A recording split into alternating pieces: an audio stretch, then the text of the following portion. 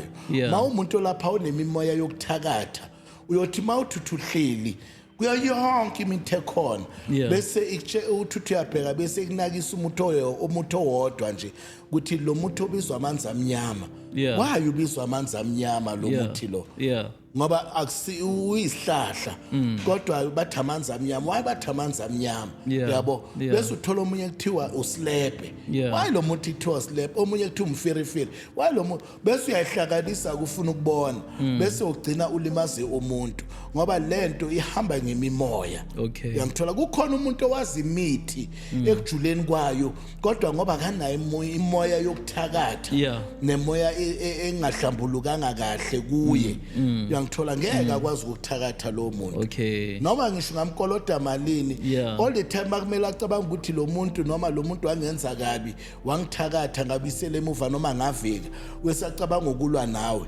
njalo makumele abambe imithi emibi ayikho into evumayo kuyena Okay. ngoba ku counteract imimoya efundisa abantu ukuthakatha.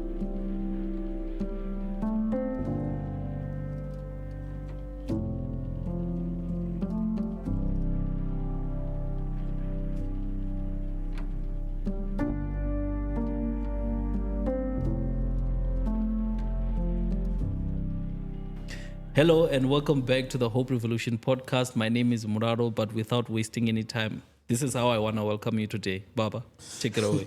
Ngithi phakama mdidiyeli siswa emitwa wena amakhensi kumnyama ilanga lingekho kekhe sangezinye impande mthabani sinesimuhu mina nehlahla ezingahlazi ezimenti shintliziyo zamadoda ebomvu ushobe elikhulu lo shobe edlula amanye shoba lenjula mthako ezinjula nhlole sizwe siza ngemiyalo pembe kalokuthi awamagujwa wena ombezimbiwa ezingambiki siyathwebeleka Lovzadle khanga kusele beluskin khuluma njalo wena mlomo ongathethi imanga angibingelele and ngibonge ukuba sesihlalweni esishisayo ku Hope Revolution lapho kwakheka khona uThemba igama ngu Ibrahim wakwaKhoza umkhulu shobelikhulu wakasimelane edalweni noma emsebenzini wasebunyangeni ongumelaphi wendabuko all the way from Northwest Province ngiyabonga. Siyabonga baba. Yeah. Yeah, as I said, that is a little bit of a different intro, very exciting stuff, and it tells you the direction that we're taking today because sithe asike sibheke lo daba lo ndabuko. You'll excuse my Zulu, it comes and goes. Ngathi ushange 3G 4G nyana. But when we were looking online with our researchers, we were finding a lot of different stories, a lot of different experiences. Even other people come through to us to ask us to say, hey, can you help me with 1, 2, 3 that is specific to Indaba Zabelapi Bendabugo. So I thought, let this be a point of reference for anyone who is, impacted or affected ngalendaba yokwelapha ehamba nabelaphi as well. So manje mhlawumbe singakangeni ukujuleni kwendaba bengingathanda ukuthi ngizwe ukuthi ubaba ukhula njani ukhulela kuphi nanokuthi eze angene kule ndaba yokwelapha ungena njani. Okay, ngiyabonga. Igama mina Ibrahim wakwaKhoza uma ngaphelelisa nje amagama uIbrahim Abdul Hakim Khoza. Okay. Ozalelwa endaweni yaseSoweto eJoburg eOrlando West eMzimhlophe next to iOrlando Stadium. Engazalwa umama wakwaNkusi washadelwa kaKhoza njoba ngithi sibongo wakwaKhoza.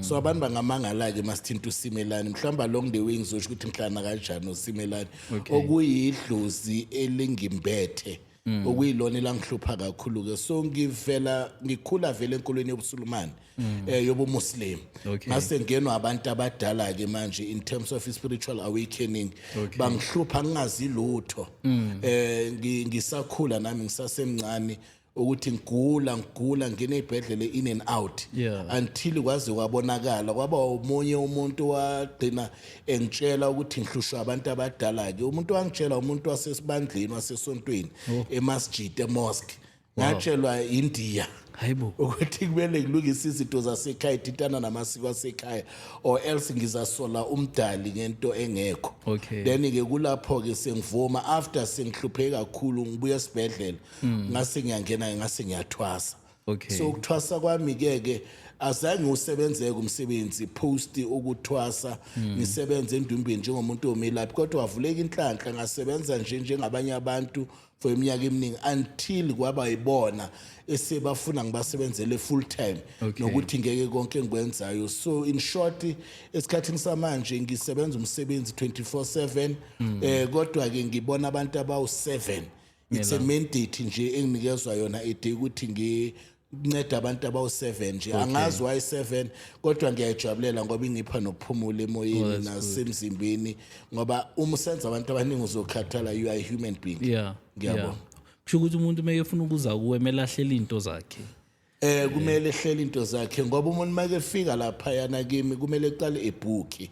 Okay. So abanye ke kuba nzima ke ngiyacanga ukuthi namhlanje bazozwa ukuthi okay kusho ukuthi ngisenza abantu abambalwa ngoba ngine backlog yabantu abafikayo kodwa ngikwazi ukudlula into enginikezelwe yona ngoba lo msebenzi phela engiphiwe wona akuwona wami owalaba bangivezela imfihlo zokuthi abantu bahlolele kanjani ubalaphe kanjani wenzeni uphile kanjani nabantu. Yeah. I think njengoba usungena endabeni yokuthi uye waba nokugula indlela obizwe ngayo mhlawumbe ukuthi abantu abadala bebafuna ukuthi uzwe ngaleyo ndlela ukuthi sebayakufuna.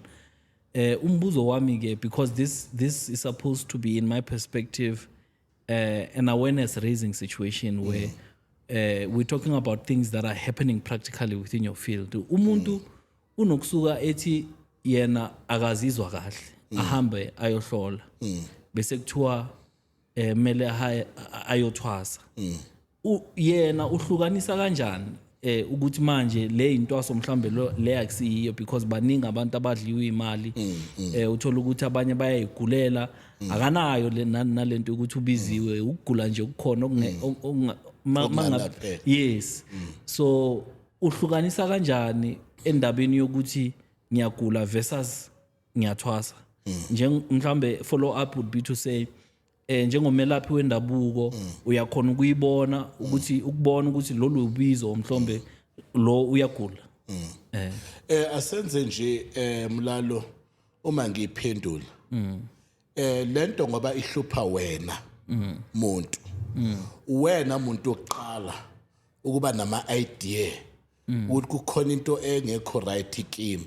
Okay. So ubizo aluzi ngokufana ebantwini luza ngendlela ehlukile kodwa ke maluza kuwe luzomosha impilo luze ngathi luyisichitho empilweni yakho. Okay. Uthola ukuthi esikhathini esiningi uzoqala ngokuthi mawunabantu abadala kube nalento eyidiet malfunctional kusho ukuthi ube ne diet engaqondakali uzulambe kakhulu. Okay. Mawuthi uyadla wenza ukudla sosuthi nini uthi udlile uzwe ngathi sulambile futhi kanjalo ungayitholi ukuthi kwenzakalani. Okay. Ube umuntu okhuluma izinto nabantu angithi lento lena yubizo ba ubizo uqala kanjalo ukhuluma izinto nabantu ungekho aware ukuthi lezi zinto ezikhulumayo kuba ngathi uya profit ngathi ukhuluma izinto ezenzakala bese kuqala kuza amaphupho emaphusheni wakho uzophupha izinto ezifana namabhube esilwane kakhulu bese uyayibuza ukuthi hayi ngiphupha ilwane. Uyabona amabhubesi kakhulu ayimvama ebantwini abahlushwa ubizo ngoba ingakho umuntu uma eseyothwasa egcoka vele ihiya elinalo ibhubesi ngoba into emhluphayo uphupha inyoka ihiya lihambisana nenyoka uphupha impangela. Uyabona lento lena uyibona kumahiya agcokwa abantu ababangoma ilwane mostly ezizophushwa abantu abanobizo lobungoma vele emele bayongena lapha yana bese ke uma uba stubborn njengami uqala uyaphupha uyabona konke kuyenzeka uba stubborn uthi lento angiyifuni ngiba stubborn ngani ngoba ngomuntu okholela ukuthi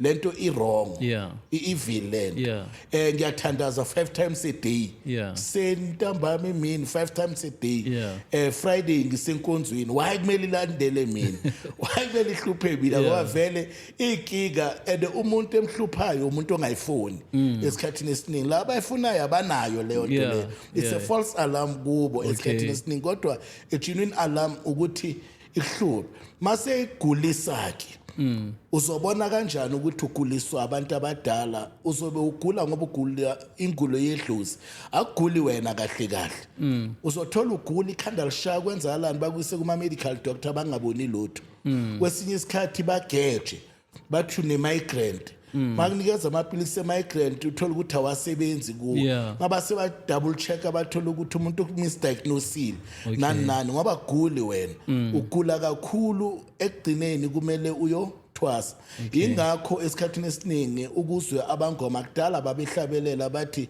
ngahlula odokotela ngahlula ibhedlele ngalashwa izangoma ngalashwa izinyanga mina ingoba usuke sogula ngempela so masogula ke usuke amaphupho esezile usuphupha izinto ezithintana nobungoma mhlawumbe uphupha ubuhlali uphupha abantu begida uphupha ini kanjalo bese kuyahamba kuyaphambili lapho ke kulapho ke kugcineni la ungasana choice the last option is the one ezoba nesolution yakho okukuthwasa to everyone vele siqale sidonse siyele sigcine ekugcineni uthwasile kodwa hayi wonke umuntu ohlushwa idlusi kumele eyothwasa ngoba kwesinye isikhathi ungaphupha amabhele uphuphe intambo uphuphe iphika nani leyo nto ayihlangene nokuthwasa leyo nto ihlangene nesithunywa noma indlela yokulungisa umoya wakho ngokwesisonto ngokwebandla elithile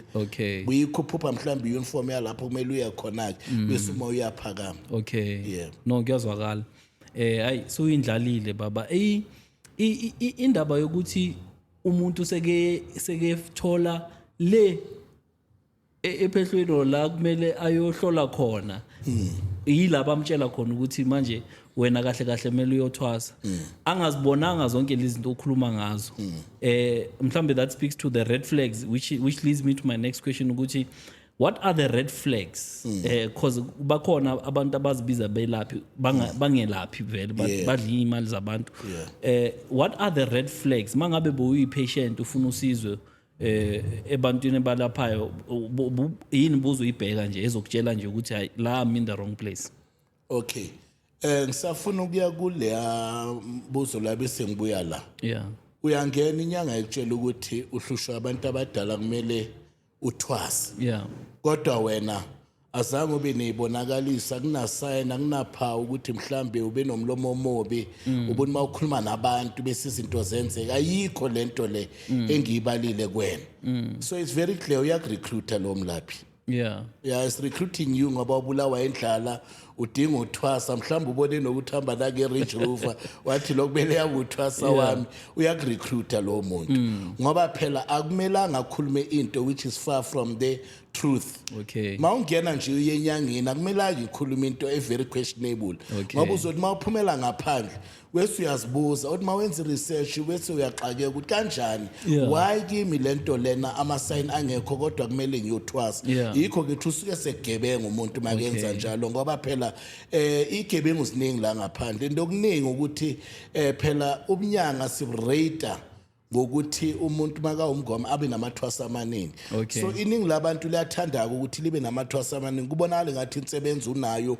noma mhlawumbe unamandla ngoba ukwazi ukulungisela imimoya yabantu engekho so kusho ukuthi ngizama ukuthi kabaya abagama ngibe strange forward uthi umuntu mahlabe sana nalesi system esinjalo angagijimeli ephehlweni ngoba kwesisikhathi ukuthi uhlupheka emzimbeni kanjena ingoba mhlambe une depression mhlambe une spiritual psychosis kuyenzeka kwesisikhathi uphupha izinto uzwa ama voice wenzeni kanti it's a mental illness nje straight kumele uhambe uyayithola bese isikhathi uthola ukuthi umzimba nje unogula ofana nama HIV nani okuhlukumezayo uyangithola sebathi hayi idlozi idlozi lidonse egazini yayizwa lokhu bathi lidle egazini idlozi ingakho phela kanjeni kanti ulinyazwa ukugula okuthile balekile ukuthi ubheke nakhona kanjalo ngoba ilentuzana indaba yokuthi uzothwasa as an option uyamthola inkinga ngoba ungahle ungene ugula uphume usuwes usuwes uphuma usuwes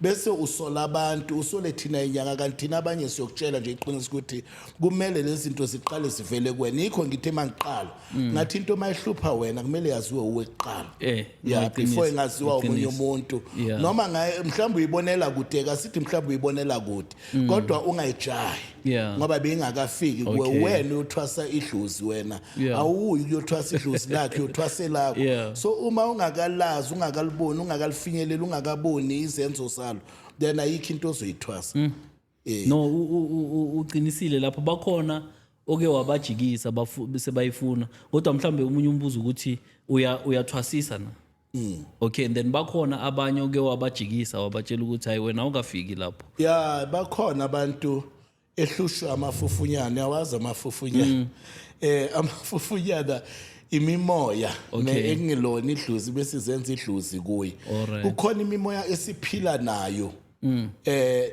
izenza into engasiyo njengokuthi mhlambe wena uphupha ugogo wakhe kuthakatha kodwa wazi kahle kamhlophe nomndeni wonke uphelele uthi ugogo akawazi umuthi lezinto futhi akayikhonzile kodwa ugcina umzonda it's a false thing manje ke mina baningi abantu abanjalo abanye abantu ezothwasa enganalo idlozi ngoba elangaza vele lo msebenzi lo ukuthi mangake ngene kulomkhulu ngizothola ulwazi nenjula lwazi bese ngiphuma lapha ngisebenze kwazi ukwenza imali so manje mina ke ngiyamhlola umuntu kahle kahle ngimuzwe nasemoyini ukuthi ngempela unayo bese baningi nje banga commenta futhi abashilo ukuthi ngake gaye wakujikisa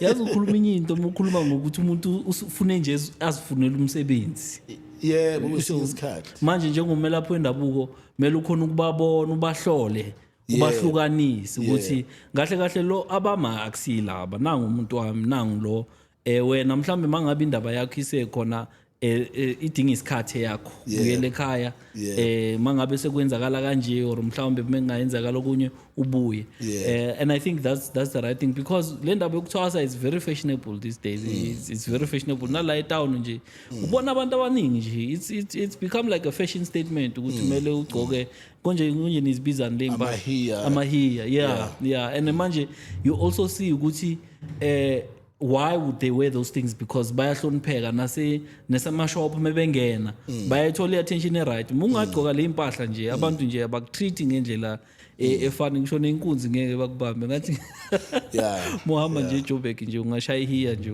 uye la wekhona so I understand the stigmas that are connected to that uyabona and then manje ke njengoba sesushilo uhlukanisile phakathi komuntu okumele athwase nalogulayo indlela osebenza ngayo wena abantu kulabantu abagulayo mebefika kuwena uthatha abantu abanjani ubahlola njani ukuthi this one uhlushwa yini and what's your process mhlawumbe okay uma sesingena ekuhloleni komuntu silalela umoya okay ngoba simbethwe abilaphi siyabalalela uma bekhuluma ngalomuntu sicala sithinta izinto azoresonate nazo okay bese ke sisinikeze lento ekuthiwa i-root cause uthi okay nayi inkinga yakho ila uyayibona sikwazi ukuhlukanisa ngoba kuyenzeka hayi lonke idlozi lidinga ukuthi umuntu ethwase ngisenza umsekelo kunokuthi ngesinye isikhathi umuntu ehlushwe ukuthi ekhaya noma yena uyangithola idlozi elimbethe limalela ukuthi eshade njalo mhlawumbe umuntu wesifazane bamlobola makumele kushade icala inkinga bayahlukana naleyo ndoda nani wese bathona kunaleli idlozi elihlupha bese acanga ukuthi idlozi nje maselenza lokho kusho ukuthi kumele ayothwasa makasikathola isigebengu kahle siyamtshela ukuthi ngempela kumele uthwase uyabona wena uthwasela ukushada kanti umuntu eqinisweni akathwasela ukushada bekumele ayothwasa kuphi eHome Affairs phela if uthwasela ukushada ngoba certificate iphuma le ayinyangile lapha yana uthwasela ukulapha so manje nake siyakwazi ukubona ukuthi okay lo unohlobo olunje lo moya ngoba le moya lena lamadlozi anamagama uma ehlushwa idlozi elinjalo sithi lo uhlushwa umfuqa noma ingwenza abanye le moya le iyona emvalela ngoba kukhona abantu emndenini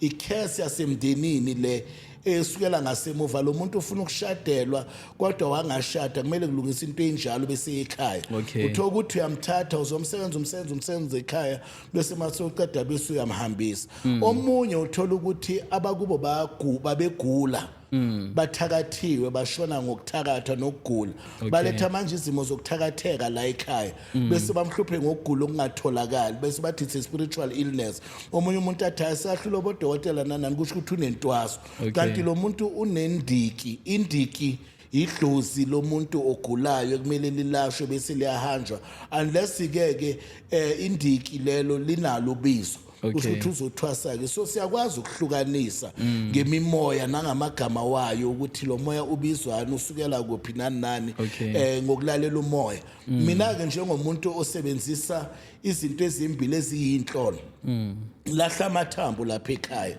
wese mangilahla amathambo lawa wese siyawabheka phansi ukuthi akhulume ngesimo somuntu kwesinye isikhathi ngisebenzisa umholi abanye sewaze waduma ngomalombo kodwa umholi okwazi ukuthi ungiholela indlela kuyena okuyindukwana nje izimbalo uyabo ngelinye ilanga ngizoke ngiyilethe nje idukana ukuyibona siyakhuluma le duku uthi ngabuza ukuthi ubani ukuphi iyakhomba kodwa amaplanga nje akhandiwe ama zigzag shape ngibuza wona ke inkinga zalomuntu ukuthi unaba abantu abadala besithi yebo noma cha uyayibona futhi ayigiji ngoba into yasendulo ifana nazo inhlolo kula khona sibona khona okumehluko omkhulu ke manje ukuthi i-desperation kubalaphi bendabuko bethu abathwasisayo yonke ingane nje ithi yona inedluzi akasahlolwa umuntu sekafakwa ku red skirt useyabhinciswe ngendlela bese aziye phambili ngoba uzobhadala phela I think that's the other thing maybe before ngena lapha emalini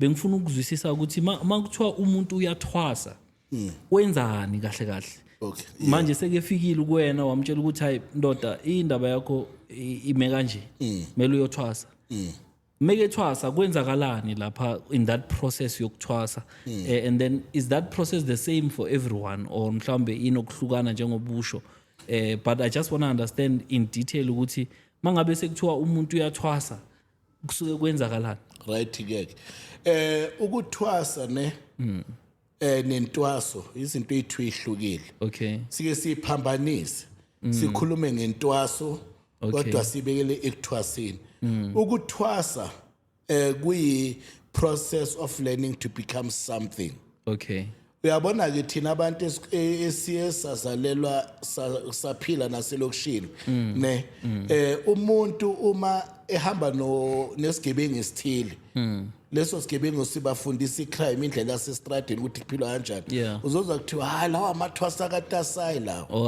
angithi igama elijwayelekile amathwasa kaTasayi lawo uyabathwasisa uTasayi you understand so meaning uba teacher to become lento le kumele babe yabafisa ukuba yokuthwasa ke lokho it's more about learning nothing ritualistic and anything then intwaso ilena efunwa yidluzi manje angithi ukuthwasa okomuntu intwaso eyedluzi ngoba intwaso involve ama rituals athile ukugida ukugcatshwa emzimbeni ukuphahla ukuphuza imithi yangaphakathi lapho ekuthiwa inkamba noma amabhudla amagobongo ingwebu ngendlela ezihlukile abayibiza khona yonke lento yenziwa entwasweni iyintwaso usuke sentwasweni lo muntu then ukuthwasa sekuyi educational side yayo ukuthi eqonde ukuthi imimoya ihluka kanjani not yonke into oyizwayo ekhanda lakho kusuke kuyidluzi lakho kwesinye isikhathi kusuke kuyilwa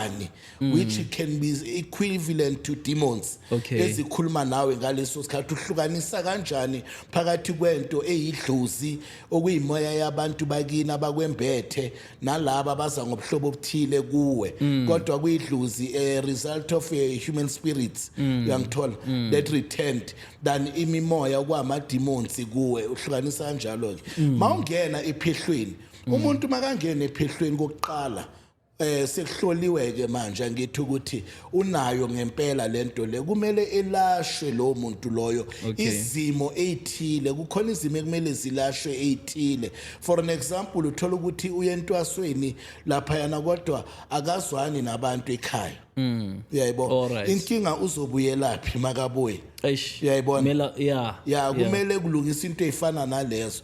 Uyentwasweni lo muntu unamacala awayenzile njengokuthi mhlambi makuumuntu wesifazane uke wakhipha izisu lapha yani termination so moya walengane still trapped esiswini sakhe kumele ulungisele lo moya walengane ngoba ngalesikhathi ihlukana inyama nomphefumulo umoya usale esiswini so kumele ulungiselwe lo moya kumele kulungiswe izinto ezithile ngaphambi kokuthi lo muntu ngazwe kuqutshulwe sekushaywa idlozi manje ukuthi ake siliboneke lelidlozi limhlupha ukuthi ubani igama lalo leyo process ke ngokuthwasa kwempande zasekhaya ezakithi ngoba ziyahluka impande uyamshayela uthwasa bese idlozi liphume kuye lizisho ukuthi mina ngusibani wakwasibani ngushobe elikhulu wakwasimelani bese siyalibuza uzengane emntwaneni cha mina ngize ngeyikhwama zokulapha emntwaneni ulaphani mhlambe mase sibuza ngilapha ingulo kamoya nani bese sesiyazi ukuthi nayi into elibhekile izosipha i-road map yokuthi ke manje siyaphambili bese ke kunemithetho kwama basic rule bese kuba neprovision yedlozi kusho ukuthi into yokuqala elida kakhulu entwasweni kuba umthetho ohlukanisa phakathi kwezinto eziyimimoya la ngaphakathi kuye bese kuba nani nama requirement wedlozi esizowafilfula ngaleso sikhathi ngoba phela ledlozi lithi sifuna ubuhlalo obunje thina sinobuhlalo basically esisebenzisayo bese ngoba ufuna ubuhlalo obunje buzovumeleka lesinye isikhathi uthola ukuthi kuvela ikhala uthwase kungamelanga egcoke post iphehlo ngoba umthetho uyasitshela ngoba sifundisekile ukuthi uthwasa ngeke agcoke into enje ngoba vele uthwasa akagcoki njengenyanga esiyithwasile umthetho lo No, I think hey uyayingena man this is sophisticated yes mina I was taking it very lightly and I wasn't thinking the way you are presenting it because it's the first time I hear the nuances and the details and the sophistication because there's such a haze about abelaphi you know people don't know ukuthi kahle kwenzakalani lapha generally umuntu mele ufuna usizo uvela athi hayi ngiyalapha ukuthi what are the processes and procedures sometimes mhlawumbe singasho sithi nabo abachazi ukuthi kahle indlela yokusebenza ikhona lapho bakhona so thank you so much for raising that but now asikhulume ngama risks ke walo othe esethola ukuthi kumele ayothwasa washiya indlela phakathi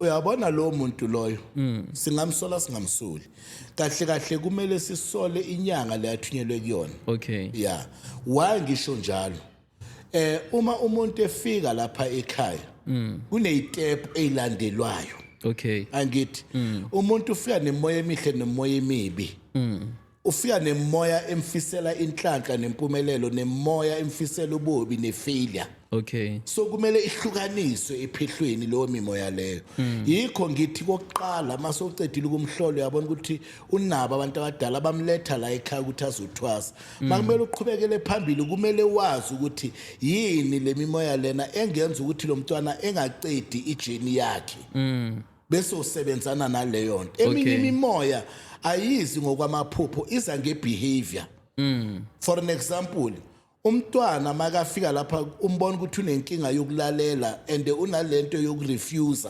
uyangithola nokungabi neqiniso kumele ujule kuyona kuleyo nto le ayifuniki imithi ngeke ufundise umuntu ukuthi abe neqiniso ngemithi awukho umuthi ongayenza ukuthi akhulume iqiniso uyabona kodwa kumele uhlakaniphe ukhulume injula kuye ukubaleka kwalejini azoyenza kuze umlungisele umphevele indlela iye right bese futhi umqinise ngoba uma ungamqinisi kukhona ezinye izinyanga lapha nezibona ukuthi lo muntu uyathwasisa mina ngithwasisa faka isichitho lapha nebantwaneni sibathole ngoba abaqinanga vele bese bayayekela athi makasekayekele besaya safara ngoba ngempela uma ebizelwe lapha kumele ayicede ijini yakhe uma ngayicedi uzothi makaphuma kuthukuthela bakubo bamoshela impilo bese solugobela kanti vele uma umsola right ngoba kusho ukuthi njengoba ngisho ukuthi ngingablame ugobela kuma situations afana nalawo bese ngiphinde ngiblame uthwasa futhi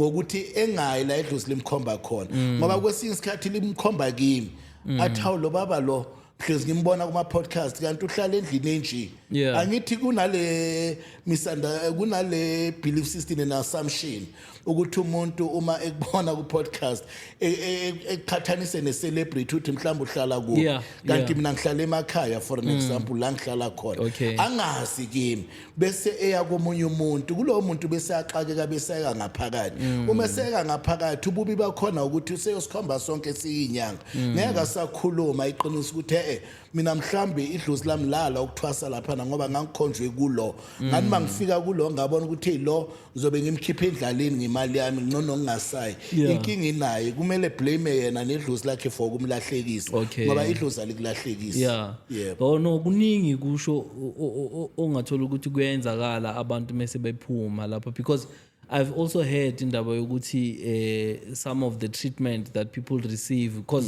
the moment usufuna ukuthi ubathwasisa abantu kumele bahlale lapho Yeah. la ukhona. Yeah. And now you've got issues of hospitality now. Yeah. Because those people, by default, in the business perspective, they are your clients. Yeah. Regardless of whether it's Semoyeni or not, they're going to be paying, expecting a service. Yeah. So I think I've had issues of hospitality as well. Yeah. To say ukuthi sesibaningi lapha. Yeah. Akusena limit. Manje sesigcwele Yeah. ngathi silale eselini. Yeah. Uyabona, so those dynamics I guess they come into play. But I think going forward, if anyone has got a question with regards to lendaba esikhuluma ngayo, please drop it in the comment section. Ubaba uzobuya asicacisele lapho nalapho la sifuna ukwazi khona. I know that some of you guys are on our TikTok. 24/7 asking us, and they, the funny thing is that when someone sees a reel, they think that that person who's on that reel owns their account. Yes. That it's just a simple mraro, it's just a simple account manager sitting there. So there's a lot of questions that they ask, Is it which we fair? cannot ask and answer. Hence we asked ukuthi asibe nale session. Asikhulume ke ngendaba yemali, kule ndaba yokuthwasa. Without opening it up too much, how do you handle that issue of payments? Okay, ama payment into yokuqala umuntu meyothwasa imali yakhona ibizwa ngokuthi inkomo kaGobela. Okay. Ayinthi ayazi inkomo, Yeah. cow. Yeah. So kusho ukuthi mase sijula sesibheka endulo namanje. Endulo bomani uthathe nje inkomo ngempela ekhawini kezugobela. Manje ke uyolobola futhi nangenkomo. Manje inkomo lezi sihlala ebank sekuyimali. Yeah. So imali kaGobela kumele ingalinge nje idlule a standard rated cow in South Africa.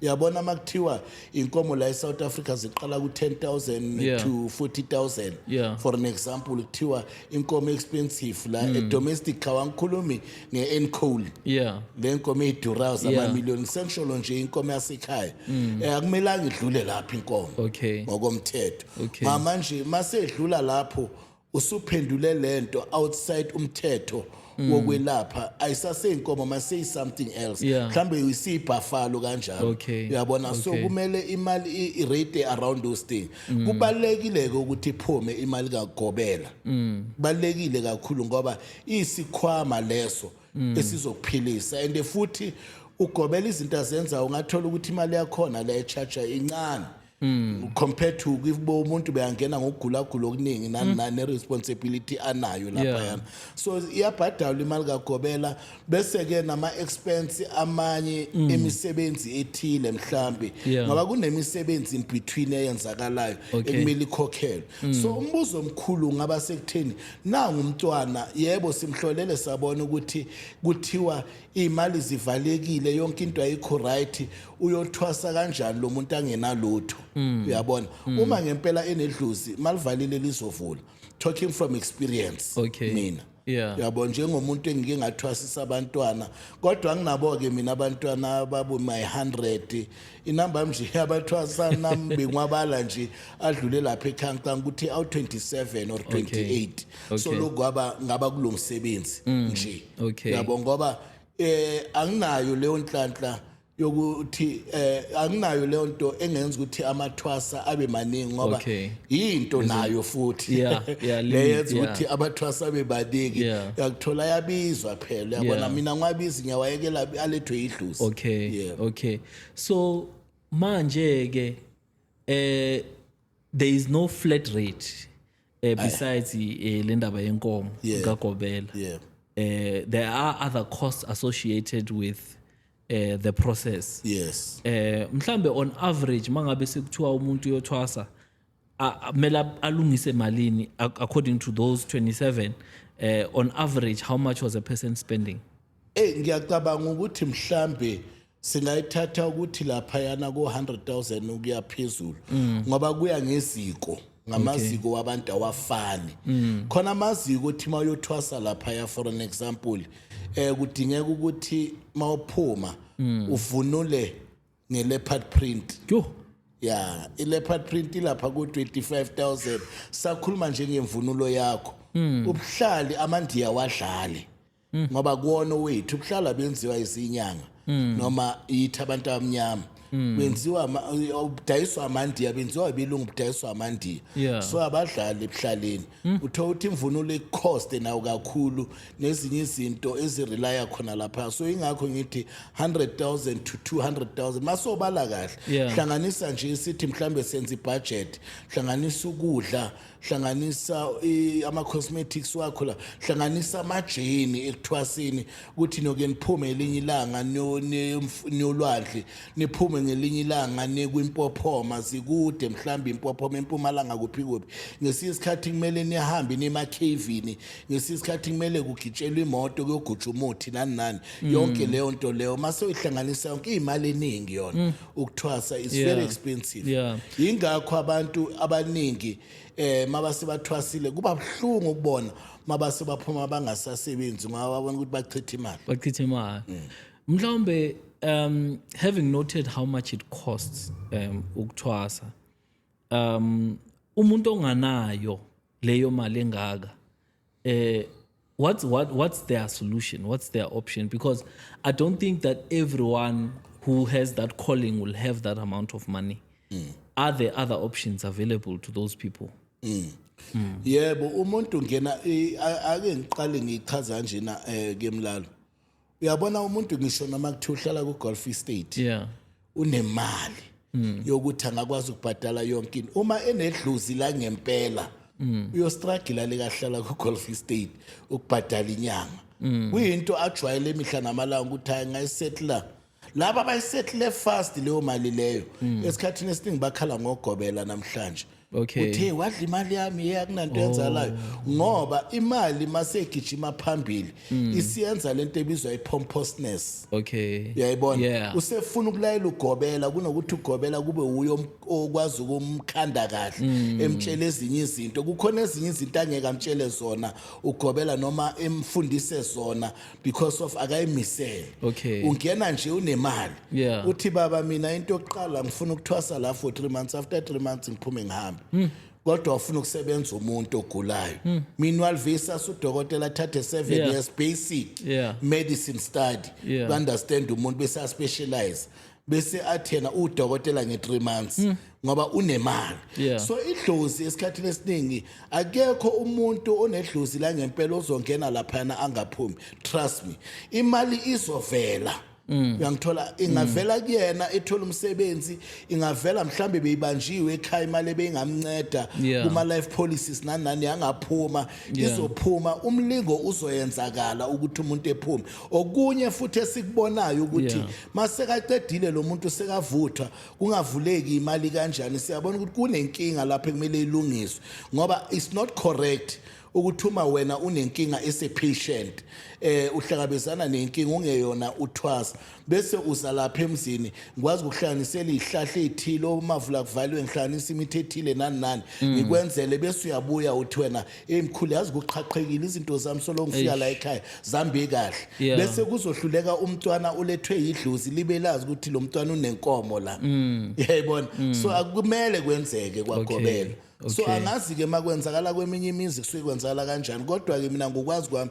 akumelanga kwenzeke lokho kwagobela ukuthi umntwana estake ephehlweni Okay. kodwa uma sestakile ephehlweni into ekeyenzakala angithi usedlile wadla intwaso usezosebenzela ubani ugobela ubaba Okay. makakusenzelwa ugobela lapha yana kusho ukuthi ugobela umntwana uyena ohlolayo uyena owenzela abantu imithi nani leyo mali kumele isuffice ama-expense kagobela bese lo mntwana eseyaphuma nge-hard work yakhe. Okay. Yeah. No, ayikuyazwakala.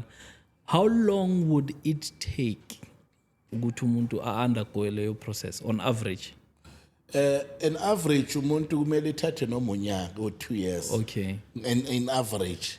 Kodwa ke siyazi ukuthi khona abathatha 2 weeks. Yeah. No, yeah. No, I think because phela ngeke kwazi bazokutshela ukuthi ahlala la iviki nje usu qualify. Bakhona thatha 2 weeks baphume. Kodwa ke iqiniso is very logical. Uthi lo muntu uyolapha umuntu kumele eqonde kuningi kumele akufunde ephehlweni. Kumele ehlukanise number 1 kumele efunde ukuhlaziya amaphupho. Ngabantu bazofika bahlushwa amaphupho. Kumele akwazi kumele efunde ukulalela umoya ahlukanise lemimoya ukuthi lo moya umoya weqiniso lo moya wamanga. Kumele ephinde efunde ukusebenzisa imithi ngaphandle kokuyazi nje. Ukuyazi ku another process. Ukuyisebenzisa ukuthi lo kumele ngofaka kancane lo ngofaka kakhulu. Once ngawufaka kakhulu ungaba mubi kodwa umuthi omuhle kanjalo. Yonke lento lena can take at least 2 years to be fair. Ukuthi kwenzakale kahle uyabona kodwa ke ngokuya kwabantu hayi ngokuya kokuhlakanipha uzozwa kuthiwa ayikuya ngokuthi idlozi lakhe lihlakaniphe kanjani uyayibona kodwa mina ngithi uma lihlakaniphe kanjalo at least lawo ma basics abaluleke kakhulu makawazi ke aphakathe ephehlweni ngoba uma ephumela ngaphandle use expect ukusebenza abantu ngolwazi olungekho. Yeah. No, that's true. I think the other thing that I wanted to know, I think broadly, generally, when it comes to indaba yentwaso, I'm clear. My question now comes to this. Bafunda aphi ukuthakatha laba abathi bona babelaphi kodwa bayathakatha bayifunda aphi lento? Ubuthakathi obunye obuhamba nemimoya yakhona. Uyayibona angithi uyayibona imoya yakhona. Ithi ngithi for an example, i-question yokuthi bafunda aphi ubuthakathi bafana nokuthi ufunda lapho ukubulala umuntu akithi ubuthakathi nabo buyakwazi ukubulala umuntu ufunde lapho ukubulala umuntu imimoya mina ngikhula ngumuntu oright ngihlangane nomuntu ozongifrustrate empilweni yami athi maka ngiphatha kabi lo muntu kuleke kukhuphuka umoya njalo nyakwada nyamkhoza nyakwada nyamkhoza ekugcineni lemimoya izothi thatha na inkemba umshayi you understand bese nyambulala kusho ukuthi sengifunde ephu ukubulala ngifundiswe yini imimoya yilento engiyishoyo ke ngasemoyeni njengomuntu olaphayo umuntu olapha onemimoya yokuthakatha uyothi mawuthuthuhleli kuya yonke imithe khona bese uthuthu yabheka bese kunakisa umuntu owodwa nje ukuthi lo muntu obizwa amanzi amnyama why ubizwa amanzi amnyama lo muthi lo ngoba akusi uyisihlahla kodwa bathi amanzi amnyama why bathi amanzi amnyama yabo bese uthola omunye kuthiwa usilepe why lo muntu kuthiwa usilepe omunye kuthiwa umfirifiri why lo muntu bese uyayihlanganisa ukufuna ukubona bese ugcina ulimaze umuntu ngoba lento ihamba ngemimoya uyangithola kukhona umuntu owazi imithi ekujuleni kwayo kodwa ngoba kanayo imithi imoya yokuthakatha nemoya engahlambulukanga kahle kuye uyangithola ngeke akwazi ukuthakatha lo muntu noma ngisho ngamkoloda malini all the time makumele acabanga ukuthi lo muntu noma lo muntu wangenza kabi wangithakatha ngabisele emuva noma ngavika wesacabanga ukulwa nawe njalo makumele abambe imithe emibi ayikho into evumayo kuyena ngoba ku counteract imimoya efundisa abantu ukuthakatha more than abanye abantu ngoba nabanye abantu siyafundisana ukuthi yabona mkhulu mawuthatha umuntu onje wenza kanje bese uvusa kanje kanje uzosebenza mawuthumezele emuntweni uzoba ku accident lo muntu loyo you understand imimoya leyo. No, I think it's very clear. Yazi, I've got so many questions, but I think for now, it's ngikubonge baba for coming and clarifying what you have clarified today because into yami kakhulu bekuyile ndaba yentwaso and then ukubuza ngokuthakatha it's a sort of trick question that I'm asking because I want to understand ukuthi is it part of the process or is it something that people learn outside? Now you've answered ukuthi loyo muntu usuke nayo leyo nto and I understand ukuthi umuthi doesn't separate good or bad. Umuthi nje is like a knife. You can cut bread or cut a person with a knife. So I totally hear you. But I think on other topics, I'll be asking you about other things that I have in my mind right now, but are not relevant for this specific episode, because there are so many topics that I want you to clarify. And because the way we and a person who's listening will be able to understand. I'm sure you also have questions, Lapendlini, Ekaya, where you'll also want to know about a few things here and there that Ubaba spoke about. In the upcoming episode, we're going to be talking to Ubaba concerning indaba yokuthwala. We're going to be talking to Ubaba concerning indaba yedliso nale mithi esikhuluma ngayo ukuthi manje how does that work, you know, mangabe ukuleso simo. What should you do if you are suspecting ukuthi umuntu ubeke kuleyo ndawo emithini? What is it that you should do? Maybe these are the other topics. Kodwa mhlambe ithi nginika ubaba opportunity ukuthi asho ukuthi mangabe simfuna singamthola kuphi. Okay, ngiyabonga. Mina ngitholakala ku WhatsApp only. Okay. Yeah, noma befuna mhlambe bangafuna khona ku WhatsApp. Okay. Kodwa ke inamba yami normal phone ayingeni. Okay. Ku WhatsApp is 065 525 7008. And uma umuntu efuna ukwazi ngami nomsebenzi engiwenzayo esikhathini esiningi makabheke nje ku Google ethi Shobe elikhulu kaSimelani na ku Google Maps wathi Shobe elikhulu kaSimelani kubeka ekhaya. Kodwa ke ngisebenza kakhulu ngama appointments njoba ngichazile ukuthi ngisebenza nje abantu abawu7 uyothi uyafika umuntu athi ukuthi ngibook for a day and mina ngiyakujikisa ke I don't care ukuthi ubuya kuyiphi indawo ngoba ngidinga ukuthi labantu abafikile ngihonor ama appointment wabo bese ngikwazi kuba nesikhathi sikathwasa oyedwa nakhona lapha endlini nesikhathi somndeni as well. Ngiyabonga. Hayi siyabonga baba ukuzinika isikhathi sakho uzosindlalela. I think we're going to have a very beautiful discussion no baba la going forward, because there's a lot of things that I really want to know about what he does, and I know that this is a little bit of a different angle to what we usually do in the show, but I've seen on most of our comments that most of you are losing money. Most of you are even getting worse where you are ngale ndaba zokuthi nifuna ukuthi mhlambe nithola usizo you know kwebelaphi bendabuko kodwa you don't quite know how to assess where to go. I also don't know, so I thought this one cannot be a topic that I discuss it in Khulume noBaba azosichazisela. So I think let me thank you guys for being with us from the beginning of the episode up until here. I think you've got a little bit of a broader perspective in terms of indaba yentwaso and everything that has to do with it, regardless if it means ukuthi indaba zeimali, indaba zemithi nanokuthi kwenzakalani moya khona and so on and so on. But if you've got more questions, don't hesitate to drop a comment. Please don't also hesitate to like, share and subscribe if you're new to the channel. We really love you. We love the support that you're giving us, and yeah, you are part of the family. We are one big family. Thank you so much for being with us.